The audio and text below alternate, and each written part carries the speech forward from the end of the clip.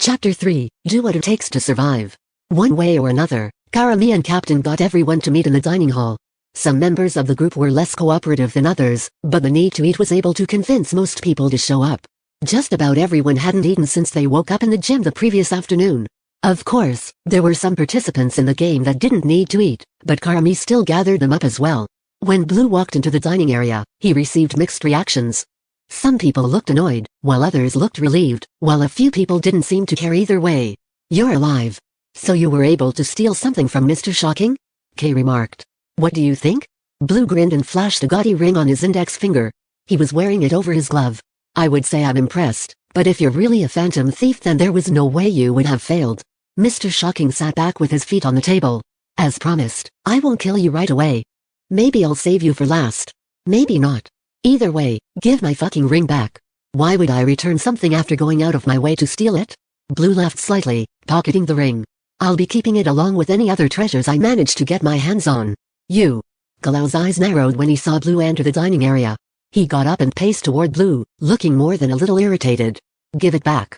"Give what back?" Blue feigned ignorance. "You know what I'm fucking talking about. Give it back." Galau's demanded.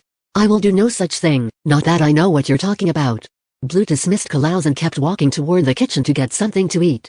"I'll strangle you if you don't give it back, do you understand?" Galau started to follow Blue, storming after him. "Hold on, no fighting at the breakfast table." Karami went to stand between Galau's and Blue. "What did he even steal?"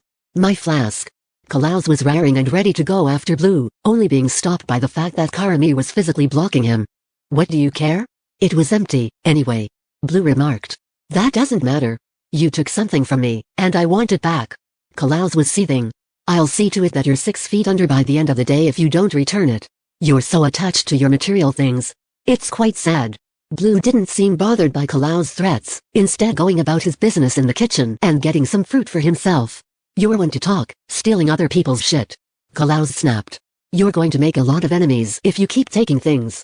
Mafia warned, though he seemed disinterested in the matter. He was busy making himself a piece of toast. "I'm used to being poorly received. It's simply part of my role as a phantom thief.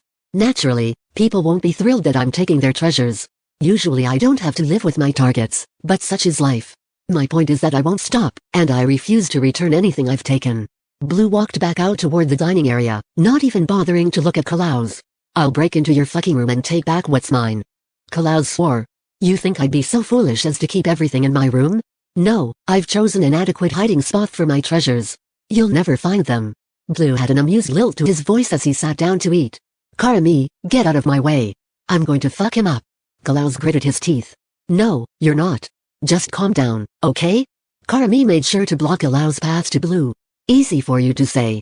He didn't steal anything from you." Galau's snarled. "That's not true. I took her shield.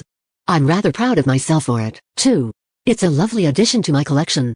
Blue seemed pleased with himself, and it only served to make Galau's more upset. "Oh, that's where it went? I figured it'd turn up." Karami didn't seem particularly bothered. "I expected you to be more ruffled. Isn't that your signature weapon?" Blue was a little disappointed that she didn't seem to care. "Yes, but I can summon it at will. See?" Karami raised her arm. A moment later, her shield materialized in her hand. "So you can steal it if you want, but it'll come back to me when I need it."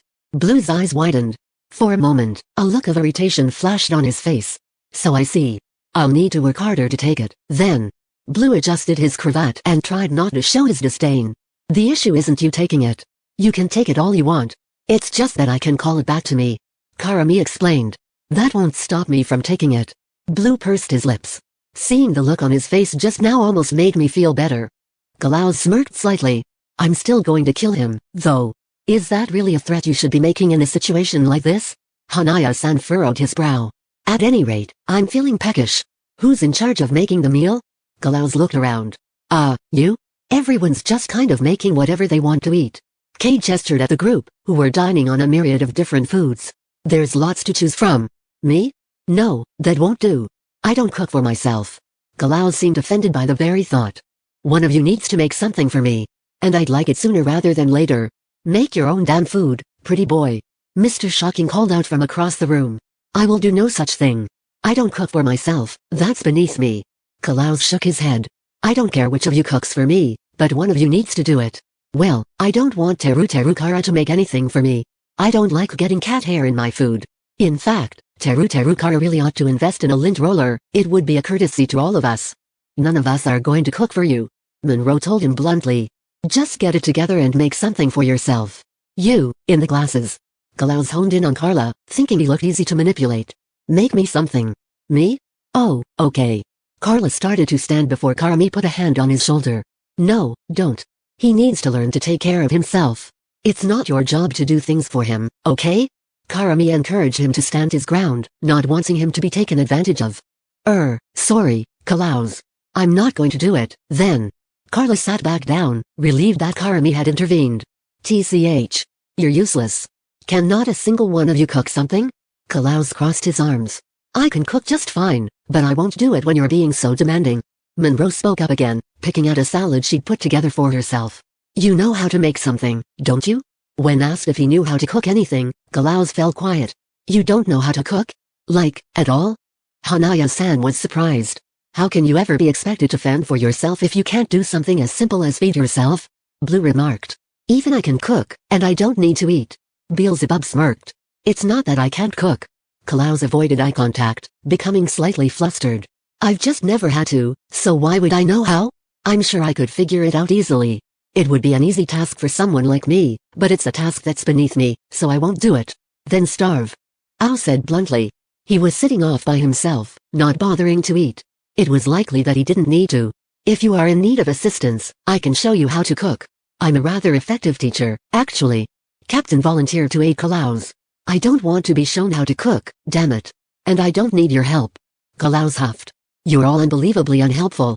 Must I do these things myself? Yes, you must. Monroe nodded. Just make yourself a bowl of cereal or something. You can't possibly fail to do something as simple as that. Cereal? That's a commoner's breakfast. You expect me to eat something like that? Klaus scowled. Well, you can't cook anything, so that's your best bet. Karami pointed out. This is ridiculous. I can't believe that I'm expected to live under these conditions. Klaus sighed. Lowering myself to such a degree, it's asinine. Are you going to eat the cereal or not? Beelzebub was amused by Klaus' attitude, whereas most of the other members of the group were annoyed by it. I will, but I'm not happy about it. Klaus was about to turn away to go to the kitchen, but he paused. He looked as though he was unsure about something, but was too prideful to ask about it. Cereal first, then milk. Karami told him, able to surmise what he was thinking. I knew that. I'm not stupid. Klaus snapped. Don't forget the bowl. Karamatsu advised him, being completely earnest. No. It's milk, then cereal, then bowl. Mr. Shocking laughed. Only a sociopath puts the milk in before the cereal. Kay shook his head. Yes, and? Mr. Shocking grinned. Right. Kay sighed, scooting his chair a little further away from Mr. Shocking. While Klaus stormed into the kitchen, Karami looked at the rest of the group. So, what are everyone's plans for the day? Karami asked. As if I would tell you. Beelzebub scoffed. I'm going to go to the garden.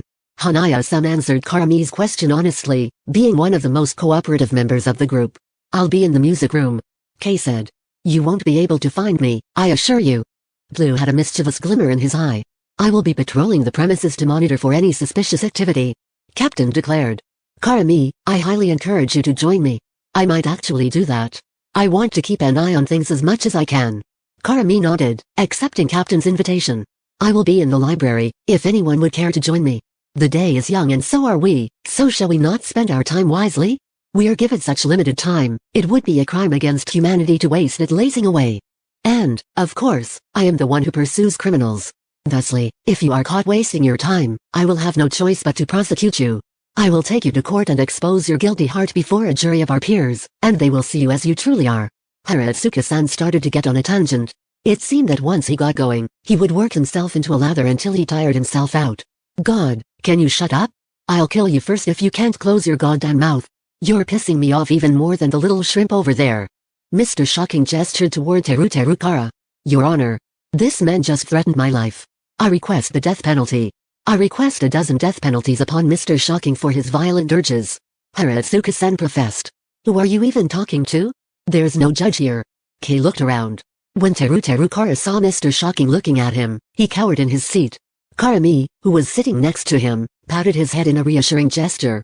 This helped calm down Teru Kara a bit. How did you even get food for yourself, Kara? Aren't you too short to reach the counters?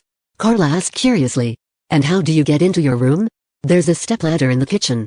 I can use that to get to the counters. Kara explained, relaxing a bit when he talked to Carla. He found Carla to be one of the few members of the group who didn't actively intimidate him. As for the door to my room, Mononiko put a cat door on my door so I can get inside. It still has a paw print scanner though, so nobody else can get in. That was nice of him. As nice as he can be, I guess. Carla picked at his food. He wanted to keep making conversation with Kara, but he didn't quite know what to say. Unsure of how to move forward in their chatting, Carla fell quiet. Kara did the same, and they quietly poked at their breakfasts. I'm surprised some of you showed up for breakfast. Karamatsu looked around the room. I wanted to keep track of where everyone is. It'll make it easier to hunt you down when I need to. Beelzebub laughed slightly. I needed to eat. Mafia shrugged. Karami requested that everyone show up for breakfast. I have no desire to engage with any of you, but I suppose I don't mind showing up for a few minutes each morning. I didn't even look in Karamatsu's direction while he spoke, not bothering what Mafia said. I needed to eat. Mr. Shocking piped up. I see. Well, it's lovely to see all of you. A little morning routine is a nice thing to have. Karamatsu smiled and sipped at his tea. It's nice to have such a lively bunch. It makes things interesting. Lively is one way to put it. Monroe mused, then looked at Karami. Karami, dear, did you want to go to the chemistry lab after breakfast? I did promise I would go through the cabinet of poisons with you. That'd be great, actually. The sooner we can do that, the better. That way, we'll know right away if something goes missing. Karami nodded. Perhaps afterward, if you're not set on patrolling with Captain right away, we could sit down and have a drink and chat. We're the only two ladies here, so it would be nice for us to have a bit of solidarity in that regard, don't you think so? Monroe made an effort to reach out to Karami, wanting to spend more time with her. I'd really like that. Karami nodded eagerly, happy to be around someone who was trying to get along with her. She was becoming slowly exasperated with the more difficult members of the group, and was in dire need of some contact with people who weren't resisting her every step of the way. Oh, while you're all gathered here, Galao spoke up, returning to the dining area with a bowl of cereal in hand. I found a deck of cards and some poker chips in the rec room. Starting tonight, I'll be hosting poker tournaments for anyone who would like to join me. I'll anticipate starting at 10 o'clock, just after the evening announcement. We shouldn't be out at night, though, should we? Carla frowned. I'm not deterred. I can fend for myself. Kalaus insisted. Can you? You can barely make a bowl of cereal. Beelzebub scoffed. I resent that statement. Kalaus huffed. He didn't seem to be as aggressive toward Beelzebub as he was toward some of the other members of the group. Mafia, where do you plan on spending your day? Karami asked, but she wasn't optimistic that she'd be given a clear answer. God knows. Mafia shrugged. I'll find some way to pass the time. All right. Karami left it at that. Although Mafia seemed to be potentially dangerous, she felt as though he at least wasn't an immediate threat. She would be keeping an eye out for him, but for the time being she would mostly leave him alone. After everyone finished breakfast, they broke off to do their own things. Some members of the group opted to spend time together, while most started off alone in their endeavors. As expected, nobody had developed any sense of trust with one another yet. They were waiting to see who would strike first. Nobody wanted to be a victim. Hanaya-san decided that he wanted to spend some time in the garden. As he headed upstairs, though, he heard soft footsteps behind him. This made him anxious. He stopped every so often, hearing the footsteps stop a moment later. He'd look around, but there would be nobody there. The footsteps were quieter than he would expect a pair of shoes to make. He wondered if someone had taken off their shoes in the hopes that he wouldn't hear them creeping behind him. The closer he got to the garden, the closer the footsteps sounded. His anxiety worsened, and he wondered if he was about to die. His heart was racing. Just outside the door to the gardening area, he saw a shadow on the wall. Quickly, he whirled around. Who's there? Hanaya-san frantically looked from side to side. Ah, I'm sorry. Terukara shrieked, peering out from behind a corner. Terukara? Hanaya-san blinked in surprise. I wasn't expecting to see you there. Why were you following me? Because, I wanted to come to the garden, too, if that's okay. I didn't want to bother you, though. Terukara shuffled out from behind the wall, scampering up to Hanaya-san. Sorry if I scared you. You did frighten me for a moment, to be honest. Hanaya-san let out a sigh of relief, then quickly put on a brave face. I wasn't that scared, though. So don't worry. Anyway, what brings you to the garden? Do you like flowers? I wanted to look at the flowers. Maybe even plant one, actually. Teru Kara gestured to the blue flower on his head as well as the several around his neck. I like flowers like these. Those are lovely flowers. Let's go have a look, then. Come on in. Hanaya-san opened the door and led them both inside of the greenhouse. It was an incredibly spacious indoor garden filled with a variety of plants. Hanaya-san led them to a part of the garden that was particularly filled with flowers. What kinds of flowers do you like? You said you wanted to plant one? Yes, I do. I've never planted a flower before, though. I don't know anything about gardening. Teru Kara admitted sheepishly. You know a lot about planting flowers, don't you? I do. I'm a florist, if you recall. Flowers are the medium I work with. Hanaya-san smiled, lighting up when he got to talk about his job. I would be happy to teach you some basics about gardening, if you want. Really? Teru Kara looked elated when Hanaya-san offered to instruct him. I would really like that. What kind of flower do you want to plant? There's seeds for all sorts of flowers here.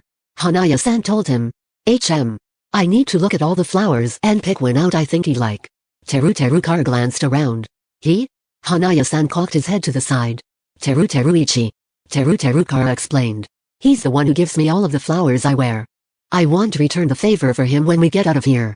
I think he'd like it if I grew him a flower. That's very sweet of you. I think he'd love that. My Ichimatsu likes flowers, too. Hanaya-san smiled fondly when he thought about his boyfriend. Really? Is he a florist, too? Teru Kara asked curiously. While he spoke, he walked down the row of flowers and took a look at each of them. No, he draws manga for a living. He likes it when I bring him flowers, though. I make sure his desk is always bursting with color. I figure he'll enjoy working more if he's surrounded by beautiful things. Hanaya-san followed Teru Kara through the garden. Of course, if I want to surround him with beautiful things, I should just follow him to work. I tell him that, and then he elbows me for saying such cheesy things. That sounds like Ichi. Teru Kara laughed slightly. He paused in front of a purple flower, gesturing at it with his paw. This one. I think he'd like this one. That one? Excellent choice, little Kara. Hanaya-san gave an approving nod. Is it okay if I call you little Kara? Sure, you can call me that. Teru Kara approved of the nickname. What kind of flower is this, Hanaya-san? That's a freesia. They're lovely, aren't they? They symbolize purity and innocence. Hanaya-san explained. I want to plant one of these for Teruichi, if that's okay.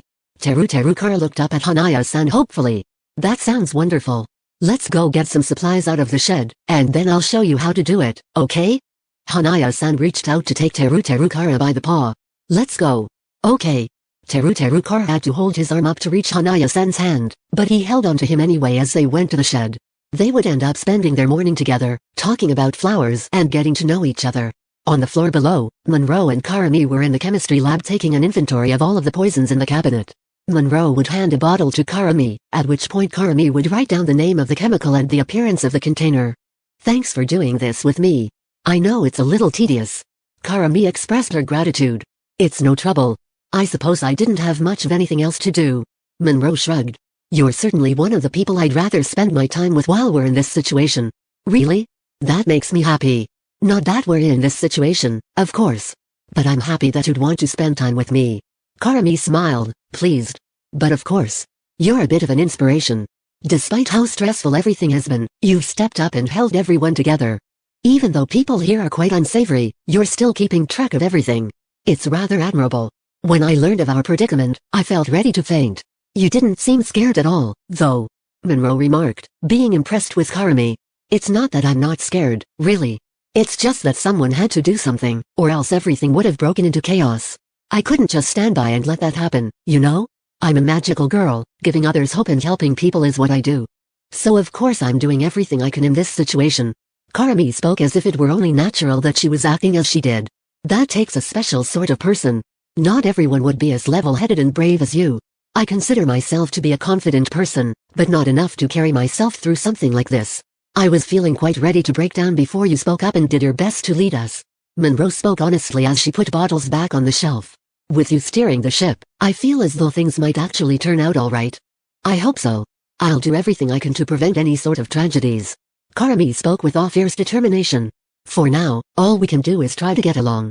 Once we get our bearings, we can look into ways to get out of here. There has to be something we can do. But of course, we'll find a way out, I'm sure of it. Monroe nodded. Oh, this is off topic, but I wanted to ask something. Karami spoke up. What is it, darling? Monroe waited for Karami to elaborate. Is it hard to walk around in high heels all the time? Karami asked curiously. I feel like they'd be uncomfortable. You get used to them after a while. Simply walking around in them is child's play, really. For work, I'm moving around much more. I'm quite the dancer, you know. I can do kicks and splits and all sorts of dexterous moves, all while in heels even higher than these. Monroe spoke proudly. Really? That's amazing. My boots have a tiny heel, but it's barely noticeable. There's no way I could run around and fight in shoes like yours. Karami was impressed. Try walking around in my heels sometime. They're nice once you get used to them. I enjoy the extra height they give me, too.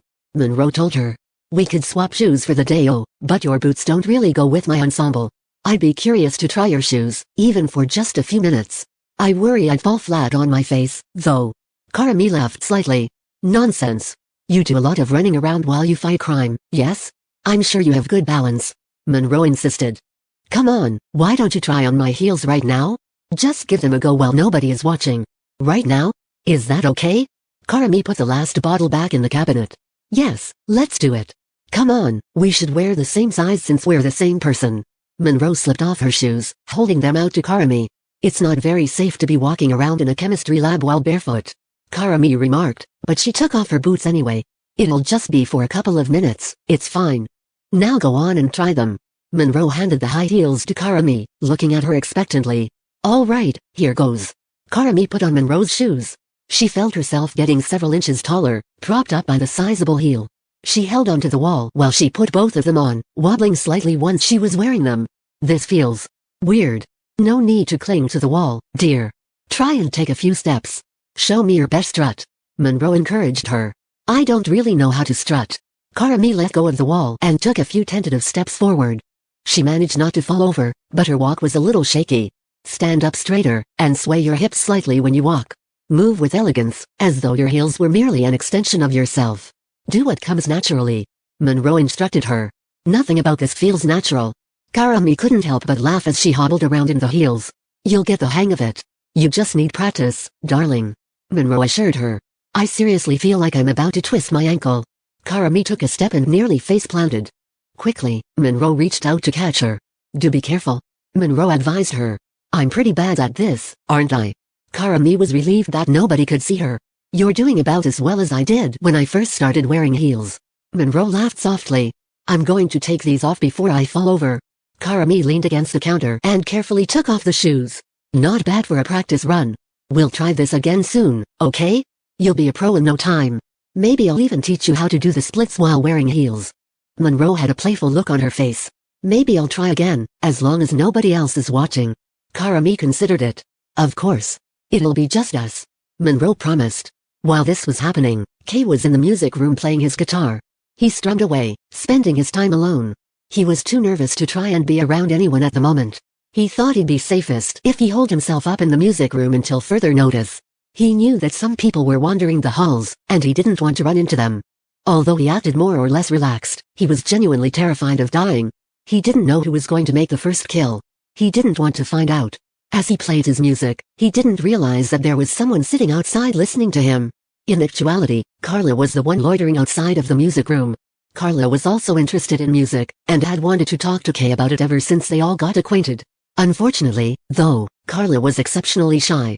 He didn't want to bother Kay, leading to him lingering outside the room without going in. He decided to simply listen, deeming that to be good enough for the time being. Carla was so busy nodding his head to Kay's singing that he didn't notice someone approaching him. Not going inside? Ah! Carla let out a startled yelp. He turned to see that Karamatsu was standing over him. Oh, hey Karamatsu. Sorry, did I catch you by surprise? I do tend to walk quietly. My apologies. Karamatsu bowed his head in apology. No, it's fine. Carla avoided eye contact. He was wary of Karamatsu. Of course, he was wary of everyone, but he especially wasn't sure how to feel about an actual vampire. Were you just going to stand in the hall, or were you going to join him? Karamatsu asked curiously. No. I was just going to stay out here, I think. I don't want to bother him. Carla murmured softly. But you do want to go talk to him, don't you? Karamatsu could assume the truth. Kind of, yeah. I don't have the nerve to do it yet, though. He seems really cool, and I'm a geek. I don't think he'd want to talk to me. Carla sighed. Is that so? I suppose I don't know all of you that well yet, but something tells me that Kay would be fine with getting to know you. You're one of the more placid members of the group, and I think he appreciates that. Karamatsu told him. If you feel compelled to talk to him, you should give it a try. You think so? Carla glanced in the window on the door, then back at Karamatsu. I don't know. I don't know if I'm brave enough yet. Fair enough. I won't force your hand, I just think you should talk to him if you wish to talk to him. Karamatsu said simply. Why yeah, you're right. I'll think about it. Carla scratched the back of his head. Thanks for the advice, Karamatsu. But of course. Karamatsu smiled, then continued walking down the hallway.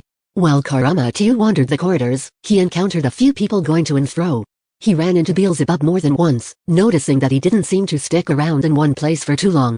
Karamatsu thought it would at least be polite to acknowledge after seeing him for the second or third time. Good morning. Karamatsu greeted him. It's 5 in the evening. Beelzebub told him. That can't be right. Breakfast was no more than an hour ago. Karamatsu furrowed his brow. No, breakfast was 9 hours ago. Are you stupid? Beelzebub raised a brow. My sense of time is a little bit lacking, it seems. I'd think you'd be in a similar state. Being immortal has warped my ability to perceive time.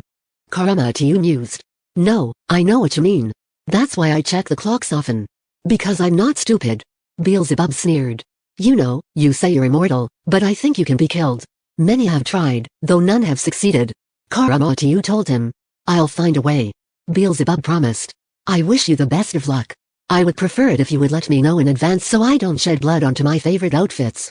Karamatsu made a simple request. What, you think I'm going to warn you before I try to kill you? You really are stupid. Beelzebub scoffed. I was hoping you would. Oh, well. I suppose it can't be helped.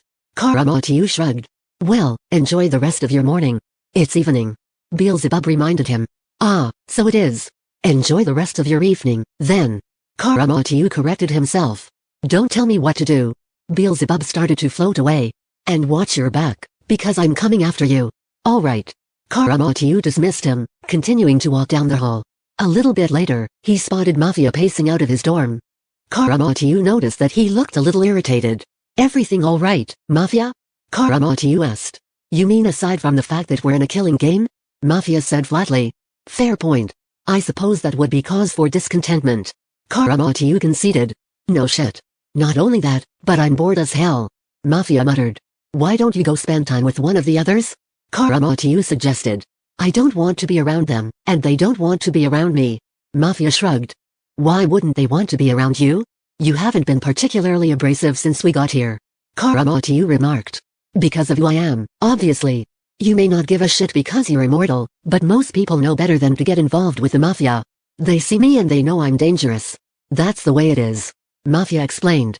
I suppose that makes sense. Out of all of us, you would be one of the most likely to commit a murder. You and Mr. Shocking are similar in that regard, as you both have a body count. Karamatsu mused. Don't compare me to Mr. Shocking. Mafia scowled. Am I wrong? You have both killed numerous people before, have you not? Karamatsu didn't understand why Mafia took issue with his remark. We're not the same. Mafia shook his head. Mr. Shocking kills for the fun of it. He enjoys taking lives. It's a game to him. For me, it's a job. It's a necessity. I get no joy out of taking a life. I don't kill people because I want to, I do it because that comes with the territory in my line of work. So don't compare us. I see. My apologies, then. I didn't mean to touch a nerve. Karamatsu felt bad for irritating Mafia. Well, if you would like some company anyway, I believe Klaus is in the rec room hoping to play a game with someone. I was thinking about joining him for poker after the nighttime announcement, actually. I'll die of boredom if I don't find something to do. Mafia muttered. Understandable. I was thinking of partaking in a rousing game of poker as well. Karamatsu admitted. Perhaps it'll be a nice way to unwind. I don't think you need to unwind. You're already so damn relaxed about this. Mafia rolled his eyes. You make a valid point. Karamatsu laughed slightly. I'll still join you all for poker anyway, though. That's fine, I guess. See you later. Mafia continued strolling down the hall, leaving Karamatsu behind. Karamatsu passed by Captain periodically, as he was patrolling the halls to keep an eye out for any unsavory behavior. Captain gave a firm greeting every time they crossed paths, to which Karamatsu would always respond with a friendly wave before continuing on his way. He thought it was interesting that Captain was devoting his time to trying to keep everyone safe. It was one of the things about mortals he didn't quite understand. That night, he went to the rec room to play poker with Klaus. Haratsuka-san, Mafia, and Beelzebub also showed up to play a few rounds. Haratsuka-san kept things lively with his constant chatter, but he also frequently lost due to his horrible poker face. Karamatsu noticed that Klaus seemed a little tense around him and Beelzebub at times, but dismissed it as a mortal being wary of supernatural creatures. It wasn't overt enough for there to be any issues. Karamatsu enjoyed playing games with others, finding it to be a nice distraction from their circumstances. It was his sincerest desire to get along with everyone, as he didn't see any point in being problematic. He didn't like being trapped in the school, but he wasn't in any danger, so he wasn't going to do anything about it. Once everyone tired of playing poker, Karamatsu went to the dining hall for a cup of tea. He didn't need to sleep, so he would have to find a way to pass the nights. Usually, he would spend all of his time with Ichimeishu. When he thought about Ichimeishu, he couldn't help but feel a tinge of sadness. He knew that Ichimeishu was being held captive somewhere, and he hated that he couldn't do anything about it. He took solace in his boyfriend's immortality, but it didn't negate that he was still worried. While letting his tea steep, he spotted Teru Kara sprinting into the dining area as fast as he could, looking incredibly distressed. Karamatsu looked toward him, surprised. "Is something the matter?" Karamatsu asked calmly. "I'm scared. I can't sleep. I'm worried that someone is going to come and get me." Teru Kara sniffled, waddling up to Karamatsu. "I could have sworn I saw Mr. Shocking walking around, and I know he's going to try and kill me. He talks about trying to kill everyone." Karamatsu pointed out. "Why are you out of your room?" "I was thirsty. So I started to come here, and then I thought I saw him, so I ran here as fast as I could. Now my legs are really tired and I don't feel well." Teru Kara whined. "That's not good. Well, if you're thirsty, how about we have a cup of tea together? Would that be all right?"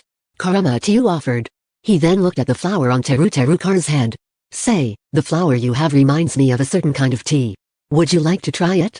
"Yes, sure." Teru Kara nodded. Surprisingly, he wasn't afraid of Karamatsu. Karamatsu was a vampire, but he was also one of the most calm members of the group. Not only that, but Teru Kara thought vampires were kind of cool. Teru Kara climbed up onto the chair while he watched Karamatsu disappear into the kitchen. A minute later, Karamatsu returned with a cup of tea. He'd chosen a clear mug so that Teru Kara could see inside of it. "The tea is blue, like my flower." "Yes, it's butterfly pea flower tea. Would you like to see something fascinating?" Karamatsu smiled and pulled out a lemon wedge. "Show me." Teru Kara was curious to see what Karamatsu was going to do. "Watch this." Karamatsu squeezed the lemon wedge over the cup, sending the juice into the top of the drink.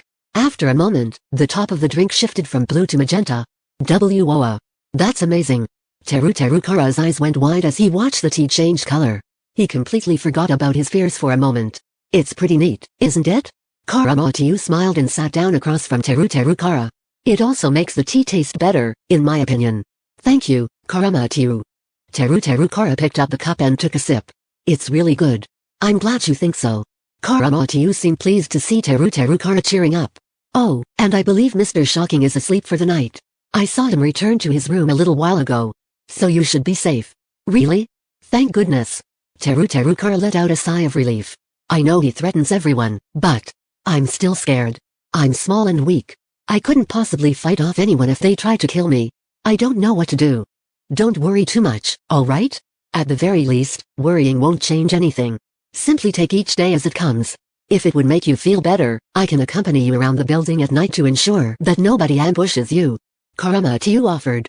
"Really?" Teru Kara was surprised when Karamatsu offered to help him. "I'd really like that, actually." "Then consider it done. You'll have nothing to worry about." Karamatsu promised. The two of them enjoyed their tea together before Karamatsu accompanied Teru Kara back to his room. After that, Karamatsu decided to wander a little longer before everyone was gathered in the dining hall in the morning. As the third day of the killing game arrived, Karami and Captain went to gather up everyone just as they'd done the day before. Breakfast went about the same as it did before, with there being some banter among the group. Mr. Shocking threatened just about everyone in the building while Ao silently watched and Klaus complained about having to make his own food. "Are you pretty much living off of cereal right now?" Kay eyed the bowl in front of Klaus. "He doesn't know how to make anything else," Monroe remarked. "Silence, both of you. I'm trying to enjoy my meal," Klaus muttered, annoyed. "My offer to teach you to cook still stands," Captain reminded Klaus. "I'd sooner die." Klaus hissed. "You guys are fucking boring me. When someone gonna hurry up and die?" Mr. Shocking yawned. "Don't invite trouble." Mafia glanced at Mr. Shocking out of the corner of his eye. I'd love to see someone try and take me out. I'll even leave my door unlocked, how about that? Mr. Shocking laughed. I always forget to lock it, anyway. It's true, his door was already cracked open when I went to get him this morning. Karami confirmed this. You're so cocky, it'll be your undoing. Glaus muttered. I'm not afraid of any of you. Give me your best shot. Mr. Shocking cackled. After breakfast, everyone broke off to tend to their own things. Hanaya-san and Teru Kara spent the entire day in the garden together, getting to know each other better. They clicked right away due to sharing a kind and gentle nature. Teru Kara quickly grew to trust Hanaya-san, following him around the building even when they weren't in the garden. Hanaya-san found him to be adorable and enjoyed having his company. He liked having a friend amid their terrible situation. Karami decided to patrol with Captain on the third day, bonding with him over their shared status as heroes. You have my sincerest thanks in assisting me in monitoring the building.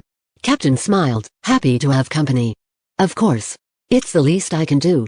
I'd feel anxious if I weren't doing something, you know? Karami paced the halls with Captain. I feel the same. If I'm not remaining active, I grow rather restless. I need to stay sharp so that I'm always ready to combat potential threats. Captain insisted. Don't wear yourself too thin, alright? If you tire yourself out, you won't be able to do anything when it really matters. Pace yourself, you know? Karami offered a bit of advice. Yes, of course. I would surely never try to take on more than I could handle. For, you see, I can handle anything. Captain spoke with pride. I know the feeling, actually. Karami laughed slightly. Maybe it's just because it's what we do, but I feel a responsibility for the group. Like I need to make sure everyone is okay. Exactly. You understand me, truly. It is our sworn duty to ensure the safety of those around us, so it's only natural that we take responsibility for the welfare of the group. Captain nodded. We will not allow even a single killing to occur. To do so would be to admit defeat. Don't worry, we'll keep everyone safe. We have to. If we don't, who will? Karami had a firm resolve. I have confidence that things will turn out just fine. Surely nobody will give in to the temptation to kill. I want to believe that we're all above that. Captain declared. I want to think that, too. Karami agreed, but there was a seed of doubt blooming in the back of her mind. She couldn't be certain, and it made her worry.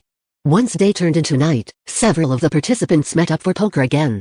Most of the others went to sleep, electing to get a good night's rest before tackling the next day. When the poker players dispersed for the night, Karamatsu decided to go enjoy another cup of tea. On his way, he spotted a glittering cape rounding the corner. To his surprise, Blue was running toward him. At the last second, Karamatsu ducked out of the way. Ah, fancy meeting you here. Blue looked around.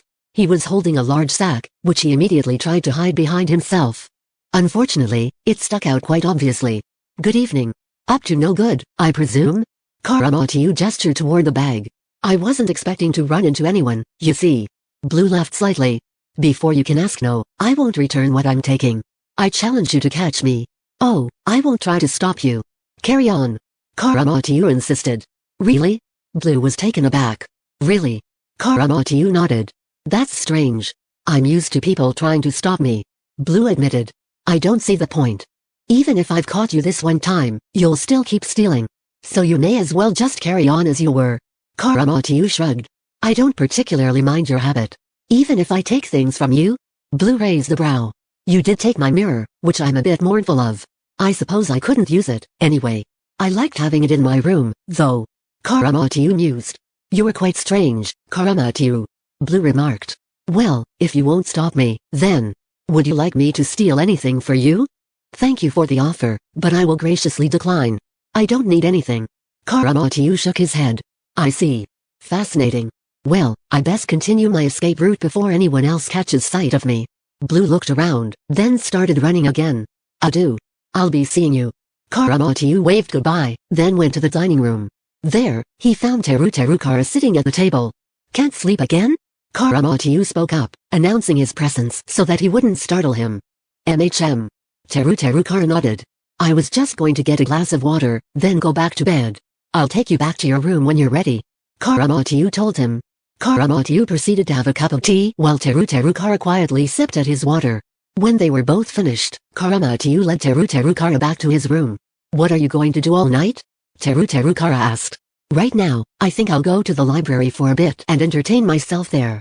Karamatsu decided. Enjoy your rest, Teru Kara. I will. Thanks.